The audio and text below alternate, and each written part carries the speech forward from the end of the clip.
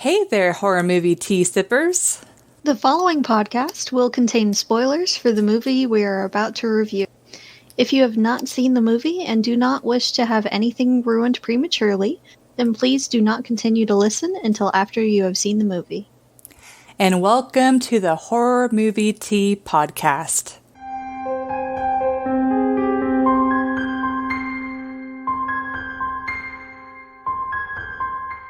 And this week we are covering the 2019 version of The Grudge. Was it 2019? I feel like it came out this year. Oh. That's 2020. Did I fuck it up already? A little bit. It's all good. Damn it! Came out this year. The newest version of The Grudge there is that we're aware of. Newest one out there. Promise. Newest one there. Just came out of theaters recently, so brand new. All shiny. Oh, and before we get into the synopsis, the tea we are drinking is, I am drinking the organic chamomile and spearmint tea. Great minds think alike. I went for chamomile too. Oh. So The Grudge is brought to you today by chamomile. But so the storyline in this one it's a similar setup to the original, but it is a slightly different storyline to where instead of a caregiver, it's a police officer that's going into the house. And it does still skip around timeline wise. It's still almost like an anthology. It was. They have a few different storylines in the same movie. Yeah, but there's like three storylines because there's the police officer, then the realtor, and then the homeowners, like the couple. Yes. And I did appreciate that they did, in this movie, kind of denote the differences. So you knew it was a different storyline. They were all connected. Yeah. In some way, shape, or form. They were all connected. But you knew that they didn't just randomly switch. You know it's a different timeline or different storyline. Yeah. So that was nice. Yeah. And they did change how... You know, this is horrible, but the movie honestly was kind of forgettable for me. I don't even remember, We just watched it. I don't remember what the American Kayako's name was, or the husband, or the little girl was, no, not Samantha. Melinda? Where did I get Samantha from? I don't know. I have no freaking clue where you got Samantha from. But This is gonna be great. But they changed it to where the mother, instead of dying by the father goes to at least hurt her at a minimum, and instead she ends up she throws him down the stairs. That's not how he dies. He did. Okay. That's how he dies. Like, she shoved him, and he broke his arm and I think his neck or spine in the fall, because there was blood everywhere when he landed. But then I think she kind of snapped and then killed her daughter. Yeah, that was... I don't understand. And then, in a weird decision, she stabbed herself in the neck to commit suicide. I feel like there are better ways to do that. Yeah, okay. But that's how... So, in this movie, it's the father and the mother both that do the noise. Yeah. And they weren't very clear in this one why they were fighting originally. No. He just said, "How could you do this?" And that's about it. Like, then there was like a scuffle, and then he ends up falling down the stairs. So they don't really explain that much. Yeah, I mean, you could still assume it could be cheating, but it could also be like maybe she wanted a divorce, or it could be any number of things. Yeah. It's very vague. There's not that much closure in that aspect with any kind of reasonable explanation for why it started there. Yeah. And I don't know. I'm going to give it another watch later on after giving it a bit of time just to look at it with fresh eyes. But there were a few things that I'm kind of questioning. Yeah. Agreed. But moving on, so that there's not, if anyone has listened to our previous Juon episode, you already know the basic gist. Or even if you haven't, and this is the first time that you're listening to one of our episodes, I'm sure you're more than likely somewhat familiar with The Grudge. There's not a lot to add about the synopsis, because even though it's a new movie and there is a slightly different storyline, it doesn't really add that much more. Not really. It's the same kind of premises. A person steps in this house, and even if they leave, the thing tries to get them. So they're gonna die one way or another. Yeah, and in this scenario, I know, ignoring The Grudge 3 and somewhat The Grudge 2, in the original Grudge, if you step in the house and you step somewhere else, that place does not become a part of the grudge or the curse. But in this scenario, it did. It was someone came from the house in Japan and went to America, and then it transferred. I don't completely understand, because it's like someone separately. It's like someone separately died in the house. So why would, like, I don't get it. They leave a lot of questions unanswered in this movie. Mm-hmm. Which kind of bring me to the entertainment scale. What would you rate this one? Oh, you know, I'm honestly kind of baffled at this movie, because I could see, obviously they were very familiar with the original material, because a lot of the jump scares, or a lot of the scares in general in the storyline, were very much related to the original, but at the same time they didn't really add a lot to it. They made it almost like the people were almost kind of like zombies.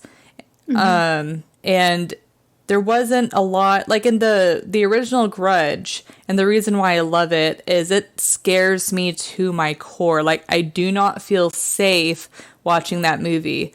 Well, in this movie, I felt perfectly safe, and there's just a few jump scares that made me scream.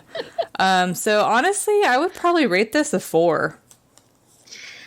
I would give it a 5. I feel like you're getting hit a lot also on the nostalgia scale, where it just doesn't do it quite the justice that you hoped it would. I don't really have that, because I didn't grow up with it. I didn't really see it. I just recently saw the actual original Ju-on, and I still haven't seen the original American version yet.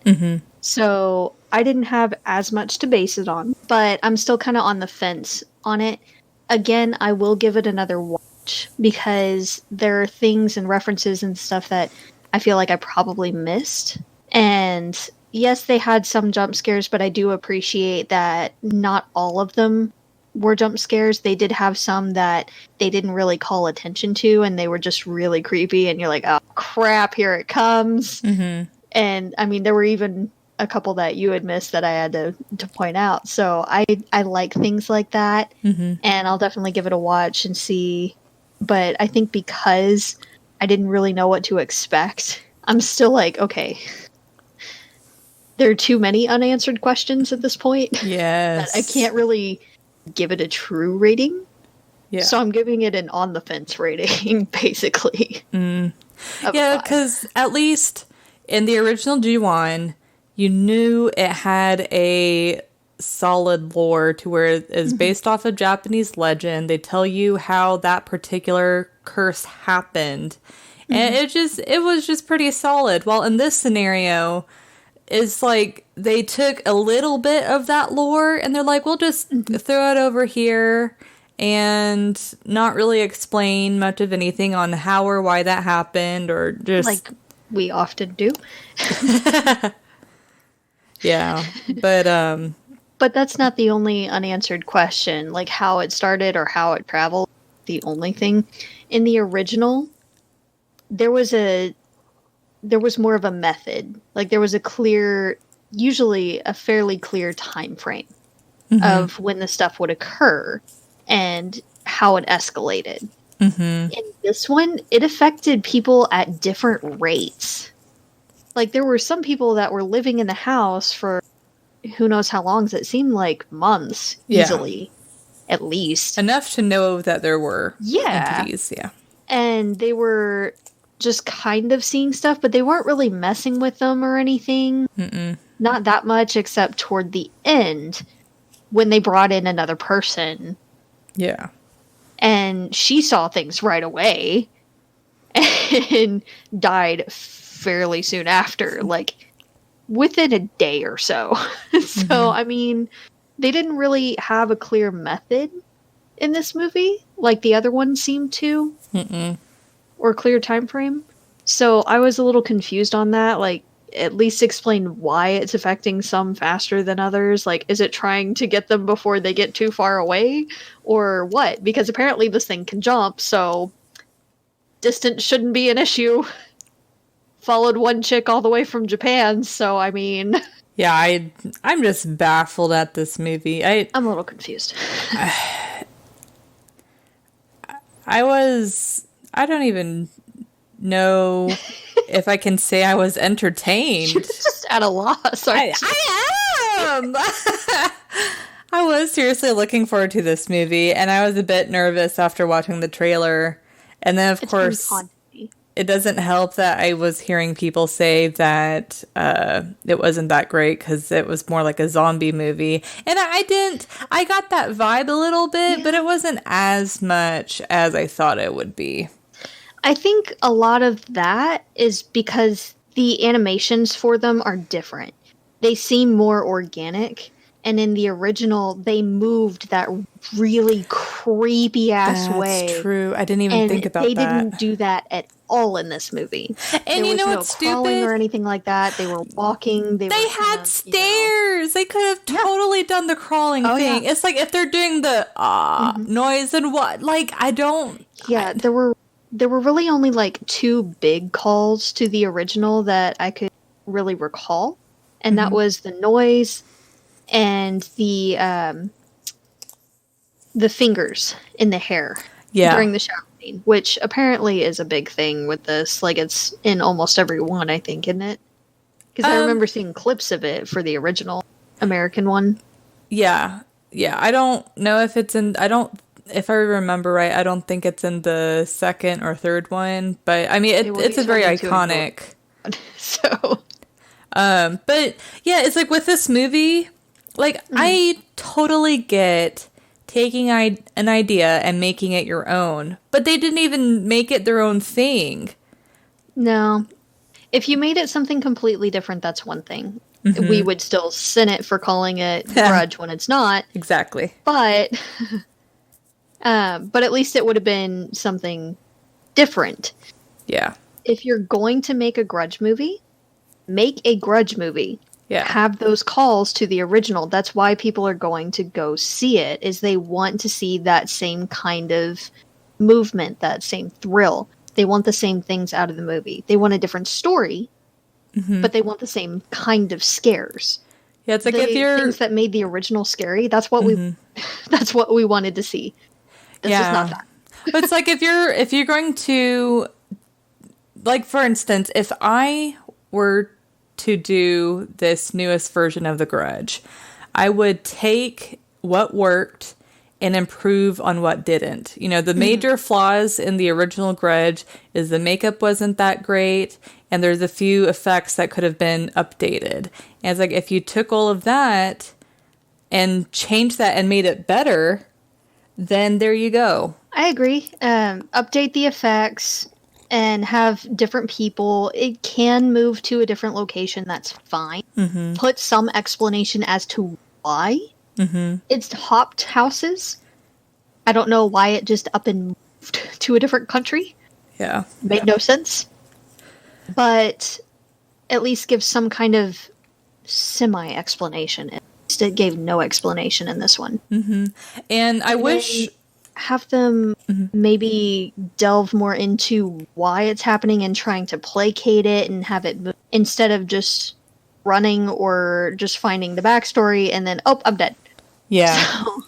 Well, and then also, I wish I could give who I heard this from credit. It was a YouTuber But they were explaining what makes a sequel good and what makes a sequel bad, and this goes along with reboots too. But I mean, I feel like it definitely was a reboot, but could have also been seen as a sequel. But anyways, I felt like it was a bit more of a sequel just because they had sources from the original. They did mention a lot of the characters from a couple of the different movies, so I feel like they tried to kind of do both.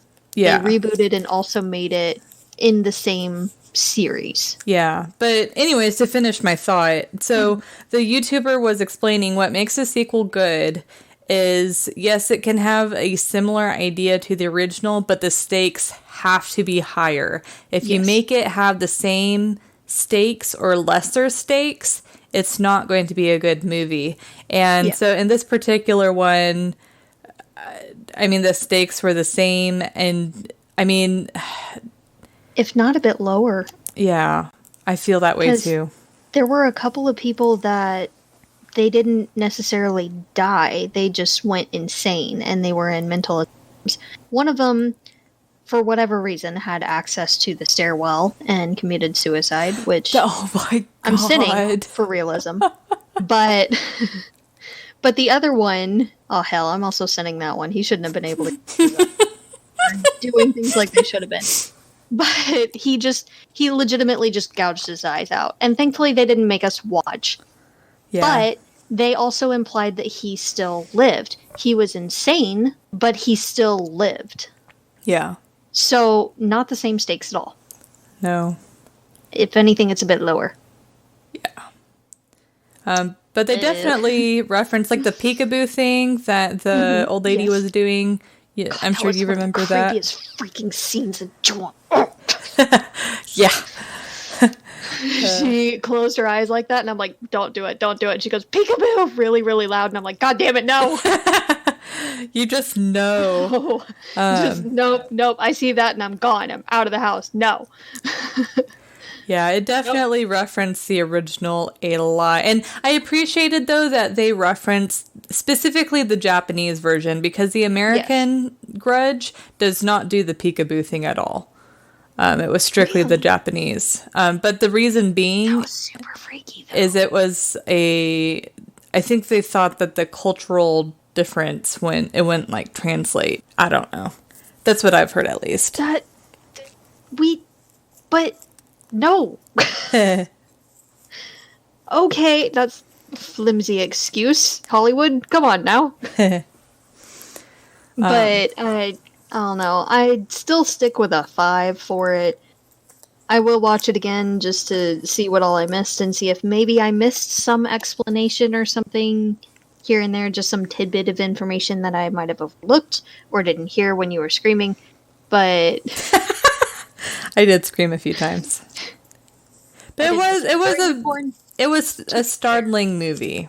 It was. But it wasn't like, yeah. And I'm not saying it was a bad thing, because during this quarantine I have missed seeing and hearing you freak out over the smallest things. Oh, I feel so honored. I'll scream for you any day. I miss laughing at you. But I love you. So I still give it a 5 for entertainment. Now, realism, I give it about a 3. Yep. And I will explain that scale rating after you do yours. Okay. I don't think it's quite as bad as a 3, so I would probably do maybe a 4 or a 5. But I'm sure you have a better... We probably have a similar explanation as far as why we rated it what we did. No, I want to hear yours first. Okay. Well... Mine might go lower. Oh, no. Well, first, like, the gouging the eyes out, it's like... the last time you see the insane guy, he's chained to the table, and he mentions, you know, maybe they can't get you if you can't see them or some shit like that. And then the next second, you see her, like, run back in, and he tried to gouge his eyes out. So it's like, I don't know if he somehow unhooked himself and gouged his eyes out in the visitation room, or if he went back to his room. But if that was the case, that was super fucking quick. I don't understand that. And then also with the old lady falling from killing herself off of the staircase, her head hit the railing, I honestly think that was kind of good because it was like a shock factor. But whenever her body hit the floor, it like exploded with blood. It's like, I am fairly certain that does not happen. That's not how any of that works. And then whenever you watch the, the mother kill the father and then her kill herself, that it was, yeah. Yeah. So, a lot of mine have to do with the detective work, to be honest. I do agree wholeheartedly with what you gave. But on top of that, it was only 3 months since she had lost her husband to cancer, no less, and she was already back at work. Which, okay, I might kind of get that. She needs the money to support the kid, and they've probably got a whole slew of medical bills to deal with. Okay, fine. But they would have had her in some form of counseling. They would not have put her on that kind of case that quickly. And even if they did, they would have stayed at the crime scene longer. Yeah. And looked at more of the scene where they found the body in the car. They literally looked at the body and they're like, okay, we're done. Maybe. Yeah. 2 minutes, maybe. It was mostly there for exposition. Yeah. And then they showed it again later in the movie anyway. So it was like... Yeah, it was to introduce basically the address for the house. Yeah. That was it. That was legitimately it. Oh. And then when she's seeing stuff, first at her office, which, one, you're in an office building. You are not the only one in that building. Probably a coworker you saw. No reason for you to be getting freaked out. And if you do get freaked out for no reason, go get your partner or another officer that is probably nearby and have them check the area. Yeah. Do a sweep. And honestly, I was quite disappointed with the whole camera scene, because the camera scene in the original Grudge, it truly is extremely nerve-wracking and freaky. And I thought they were going to do something similar, maybe ramp it up to make it even better. But no, of all the camera scenes that I've seen in various movies, that one definitely par. Yeah. That could have easily been an actual person. A pervert in the bathroom. Creepy. Very creepy. But it could have legitimately been an actual person. And I mean, it was kind of a cool idea that whenever she showed the security guy the footage and nothing was there, it obviously shook her, and they could have...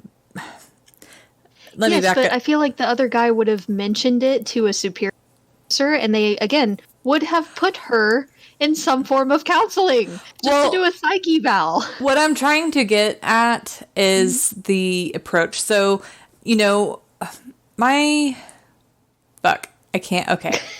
thoughts.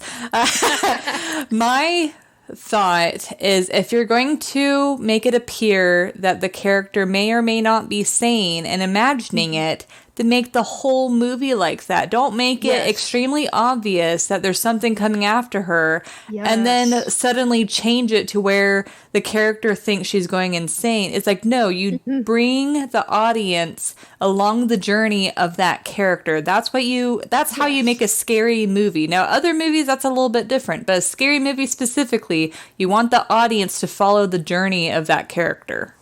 I love those kind of movies. The slow descent into madness. Mm-hmm. Those are awesome. Those are some of the best psychological thrillers. I love them. Mm-hmm.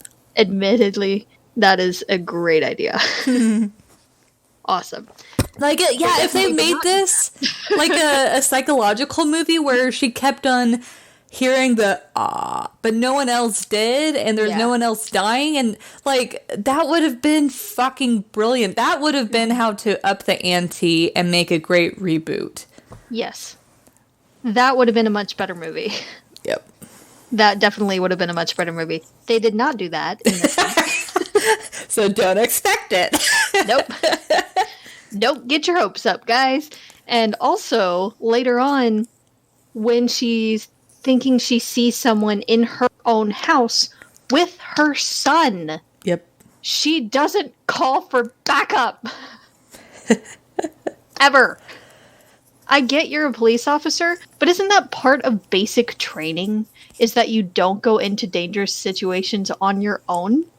Especially if you can help it? Mm-hmm. Get the kid out, sure. But then call. Call for dispatch. Call for backup. Call literally anyone. Talk to your neighbor. Have them help you sweep the house. Call someone. But you're hallucinating. Don't trust yourself to do the sweep and call it good. Yeah. Well, plus I felt like she did put her son on the back burner. Like, if I was definitely. a mother, I would have had him, like, glued to my hip. You know? Yes. But no, she You checked mean the house. non-existent child? She went outside to smoke. She went outside to fucking smoke. And then she came back in and saw the kid. It's just, She saw, well, hold on. She saw something and then wrote it off, went out to smoke, and then saw something again. yes. Yeah, the door Then had went locked to on check her. on the kid. Yeah. Yes. Yep. Then went to check on the kid and didn't leave. Yep. Didn't leave. Also, in the child's room, I know this is a very small thing, but it bugged the ever-living hell out of me. In the child's room, there is a fish tank. The fish tank's light is on, the filter is not running, and the water level is way too low. Also, I saw 0 fish in that tank the entire time. My God. Why is it there? I am so done with you right now.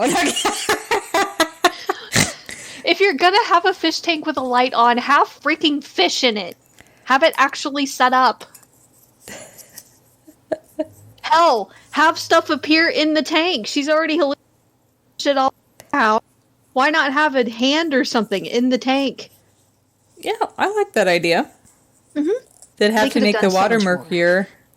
Yeah, like, okay, like, what if she looked over and the light to the fish tank went off, and then she goes to turn it on and she sees that all of a sudden the water is super murky, like the tub water, and then whenever she has to, like, reach her hand in, or I don't know how the fuck you, like, check, you see the hand come up and, like, grab her. Or like the water is murky, the filter stopped working, and the fish is dead and floating. She goes to get it with the net, and a hand grabs her.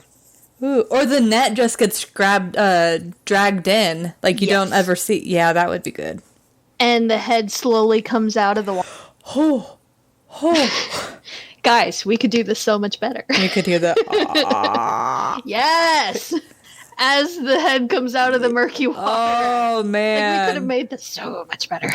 I know. Like, we really. But the kid was in, like, what, 3 scenes? 4. I know. 5. It's 5 like scenes total. she didn't even need to have a son. 5 scenes.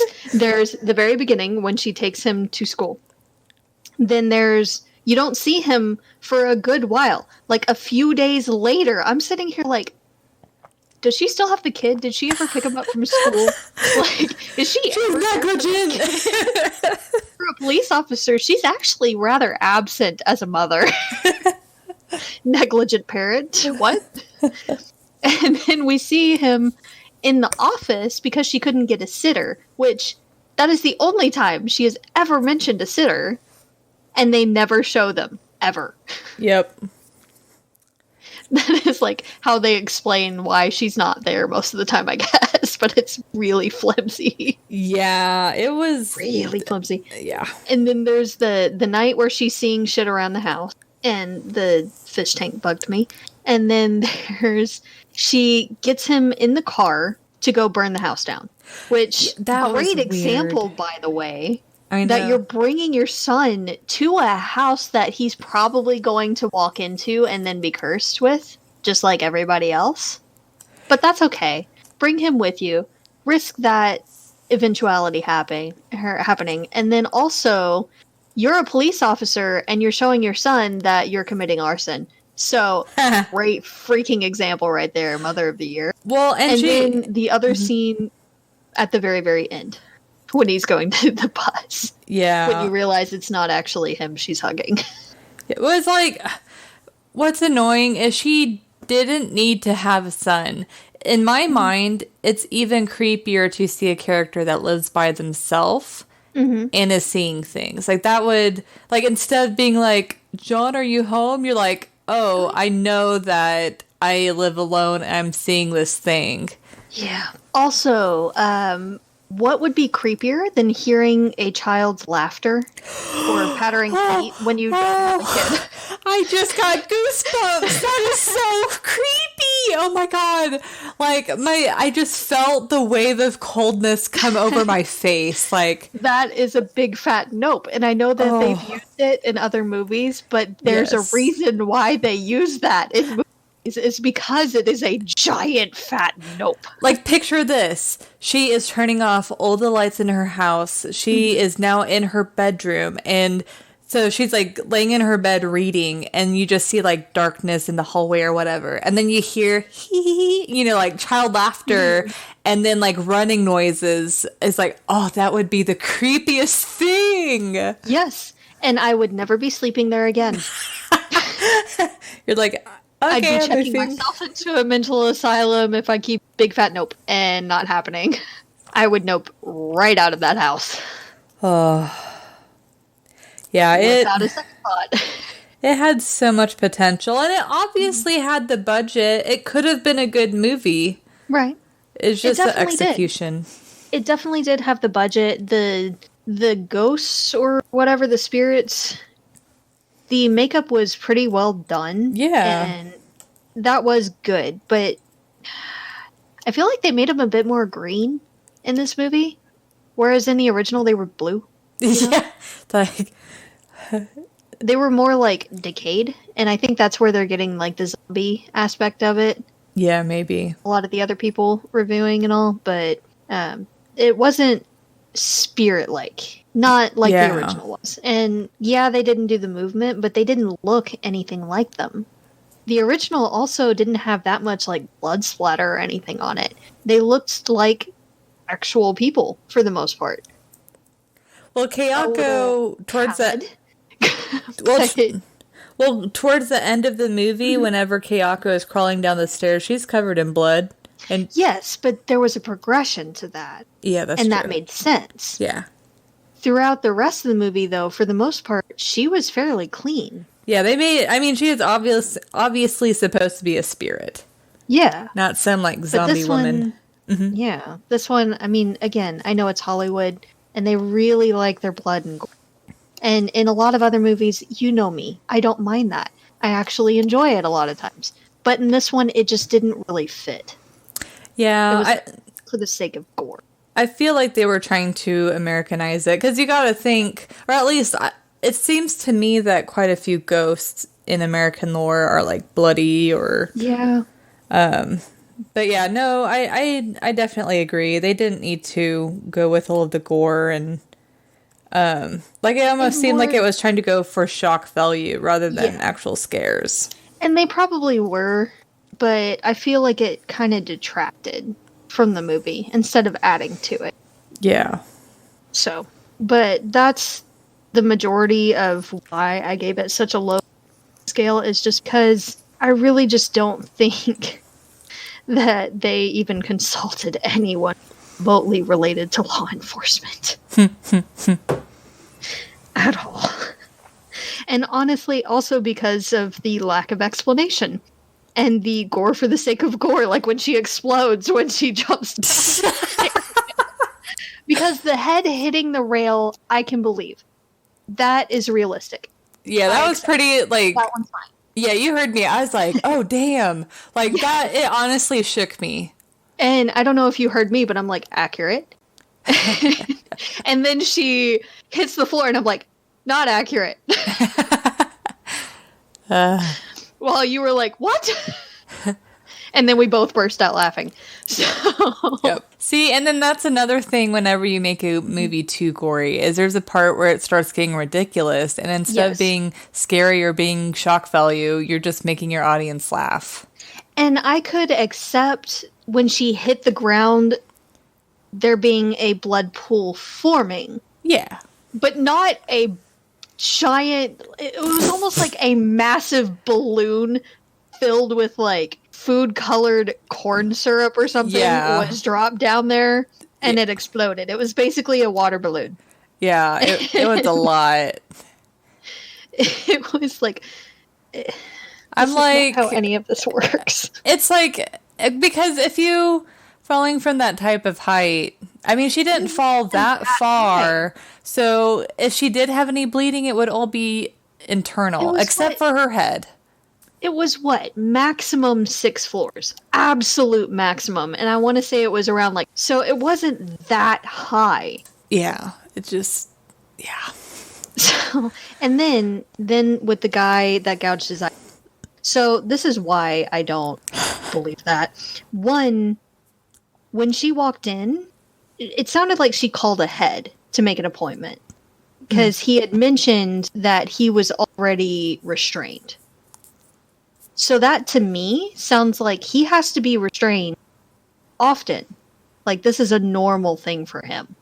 Like, they automatically know he needs to be restrained. Mm-hmm. 2, they only restrained his wrists, which I found a little weird, because I feel like they would normally restrain the feet, too, or the middle to the chair, so that they can't move as much. And can't get their head to their hands or to the bar that their hands are attached to, because that could be used to hurt themselves. Yeah. Also, there was no one else in the freaking room to watch them. Yeah. So there was no supervision, which is a giant no-no. And even if you claim that, okay, there might not have been anyone in there because someone was watching the camera, someone would have been watching the cameras. Yeah. And he would definitely not have had near enough time to gouge both his eyes out. He might, maybe, possibly, perhaps, have gotten to one of them. Maybe. Yeah, I think those are all valid points for sure. But it was also a very, very short time, because the time it took from her car to that check-in area down the hall, which was actually a very short hall, and into that room, was not enough time for him to do what they were showing that he did to himself. Yeah. Plus, they had already gotten him onto the gurney, the stretcher. Yeah. To wheel him down the hall. And he was restrained on the stretcher. Yeah. So, I'm calling bullshit on the whole thing. Yeah, no, I think those are very good points. So, I completely agree. But, And there were a bunch of little things too, but I won't get into those. But those are the main things, main reasons why I give it such a low rating. It's not realistic, guys. So would you recommend this movie to anyone? Not as a Grudge movie. As your average run-of-the-mill horror movie, I'd recommend a watch. Because there are some things in it. Again, they had some subtle scares in it that were actually fairly well done. Like, you could see the silhouette in the background in a couple of scenes, or like a shadow moving across the hall, or across the window. And there are just different little things like that they don't call attention to, which I really appreciated. Mm-hmm. Then there were the actual like jump scare kind of things that some of them were actually fairly done, but I wouldn't really call it a Grudge movie. Yeah. I'm a little disappointed that it's considered part of the franchise. If you're going to make a Grudge movie, make a Grudge movie. Yeah. It didn't really follow the same archetype as the others did, when it should have. Yeah, I definitely, like, if it was literally its own separate thing and it wasn't trying to reboot The Grudge, I probably would have rated it higher. Yeah. If it was marketed as like a haunted house kind of thing, or a cursed house, sure. Yeah, I probably would have rated it a little bit higher. But as a Grudge movie, no. Yep. Agreed. But, well, I don't have anything else, do you? How would you... This probably stupid question, but how would you compare it to the original? Ah. Original, hands down. Yeah, like the original definitely has its flaws. Like I mentioned before, the makeup, some of the effects, And that a lot of that just kind of dated the movie. yeah, The effect. They did the best they could with what they had, I'm sure. yeah. Well, and they also, I'm sure, did it on a pretty low budget. But it's like this movie, that's what's so frustrating and proves that it doesn't matter what budget you have. You can make a good or bad movie with either. Because in this instance, the newest Grudge did obviously have a high budget, but it just, I just didn't get anything from it. Well, I mean, just from the actors themselves, it had to have been high budget. I feel like there were some fairly A-list people on there. Yeah. At the very least, people that most of the population would recognize easily. Which is probably one of the reasons why they used them, was to draw more people in. Yeah. Apart from using the Grudge name, of course. Yeah. Yep. But it is a little disappointing that they didn't do more with what they had. But Yep. there you have it. I do prefer the original as well. It was a lot creepier. It is dated, but it just did the scares better. Yep. The newer one did denote the different storylines better, which I did appreciate. I feel like the original didn't really do that as much. I was kind of playing catch up. I didn't know that it was an anthology, and I was trying to figure out how connected. They don't. Well, as it skips between characters, it blacks out, and they'll say the character's name. Yeah, but it wasn't that clear to me. And a lot of that is because I'm so used to the American kind of movies that do that, is it's understood that they're all going to be connected somehow, and it's all the same kind of storyline. That one was not. That one definitely was not. I mean, they're all somewhat connected, but... A little bit, but it's very loose. Yeah. It's very loose. Yep. But... So... Anyways, well, thank you guys for joining us, and let us know what you thought of The Grudge. And of course, and as always, if you have any movie recommendations or any requests, just you can email us at horrormovietea@gmail.com. Go to our Facebook. Yep, whatever. We're available, guys. Just let us know what you do, and let us know what you thought about the movie. We'll see you guys next week, or hear you guys talk to you. Yes, talk. We'll talk at you guys next week. And y'all stay safe and stay spoopy. Bye. Bye.